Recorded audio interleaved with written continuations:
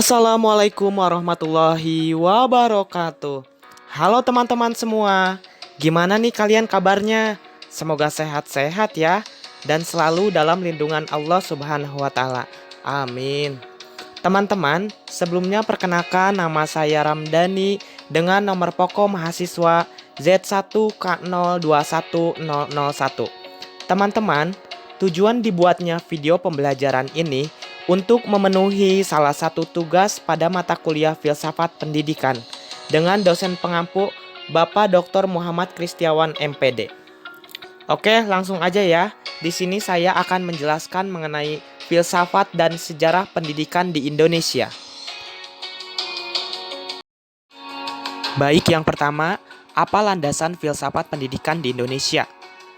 Pada umumnya, filsafat pendidikan di Indonesia dilandasi oleh falsafah negara, yaitu Pasal 2 Undang-Undang Republik Indonesia Nomor 2 Tahun 1989, menetapkan bahwa pendidikan nasional berdasarkan Pancasila dan Undang-Undang Dasar 1945. Penjelasan lebih rinci tercantum dalam Undang-Undang Republik Indonesia Nomor 2 Tahun 1989 yang menegaskan bahwa pembangunan nasional termasuk di bidang pendidikan adalah pengamalan Pancasila. Apa sejarah pendidikan di Indonesia? Bagaimana sejarah pendidikan di Indonesia pada masa kolonial?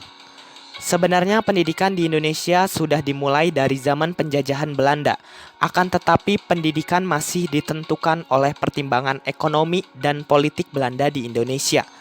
Awal dari dimulainya perkembangan pendidikan di Indonesia itu adalah saat Belanda kesulitan keuangan akibat peperangan di Ponorogo. Sehingga untuk mensiasati masalah tersebut, Belanda menerapkan kerja paksa. Demi pemenuhan tenaga kerja murah, pemerintah Belanda mengusahakan agar bahasa Belanda bisa diujarkan oleh masyarakat untuk mempermudah komunikasi antara pribumi dan Belanda. Aliran pokok pendidikan apa yang ada di Indonesia? Aliran pendidikan yang berkembang di Indonesia sangat banyak, tapi yang paling pokok adalah pendidikan taman siswa dan NIS. Karena latar belakang dan kepentingan pendirian kedua aliran ini digunakan untuk semua bangsa secara umum, tanpa melihat ras, suku, daerah, wilayah, keyakinan, dan keagamaan atau golongan tertentu saja, sesuai dengan pandangan hidup bangsa Indonesia. Apa pendidikan taman siswa itu? Pendidikan taman siswa adalah sekolah yang didirikan oleh seorang bangsawan dari Yogyakarta bernama R.M. Suwardi Suryaningrat atau biasa dikenal dengan nama Ki Hajar Dewantara. Pada 3 Juli 1922, setelah 1 tahun mengajar di Adi Dharma, Ki Hajar Dewantara mendirikan sekolah yang sesuai dengan cita-citanya sendiri dengan nama National Onderwijs Instituut Taman Siswa yang kemudian diubah menjadi Perguruan Kebangsaan Taman Siswa. Setelah mendirikan sekolah sesuai dengan cita-citanya, Ki Hajar tidak berhenti di situ saja karena banyaknya rintangan yang dihadapinya. Berbagai macam rintangan tersebut seperti adanya ordonansi sekolah partikelir yang dikeluarkan pada tanggal 17 September 1932. Tiba-tiba timbulnya larangan mengajar dan adanya pajak upah yang diberlakukan tahun 1935.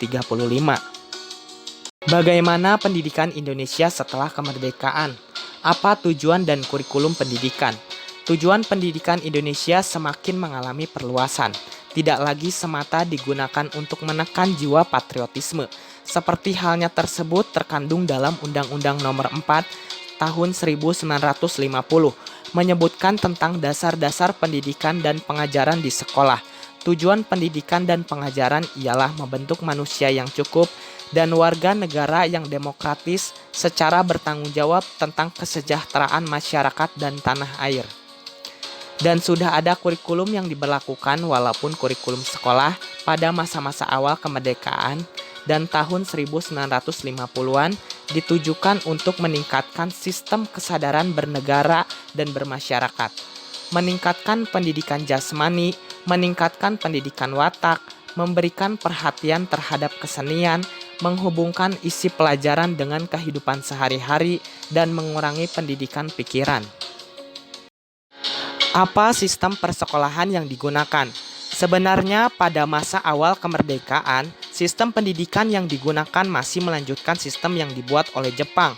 Sistem yang dimaksud adalah pendidikan rendah, pendidikan menengah, dan pendidikan tinggi. Lalu, bagaimana pendidikan di Indonesia sekarang? Pendidikan di Indonesia sekarang sudah mulai sedikit berkembang. Hal ini ditandai dengan adanya sistem penetapan wajib belajar dan adanya pelaksanaan yang mengatur sistem pendidikan. Apa tujuan wajib belajar pendidikan dasar 9 tahun itu? Wajib belajar pendidikan dasar 9 tahun mempunyai dua tujuan utama yang berkaitan satu sama lain. Yang pertama, meningkatkan pemerataan kesempatan untuk memperoleh pendidikan bagi setiap kelompok umur 7-15 tahun. Kedua, untuk meningkatkan mutu sumber daya manusia Indonesia hingga mencapai SLTP. Dengan wajib belajar, maka pendidikan minimal bangsa Indonesia semula 6 tahun ditingkatkan menjadi 9 tahun.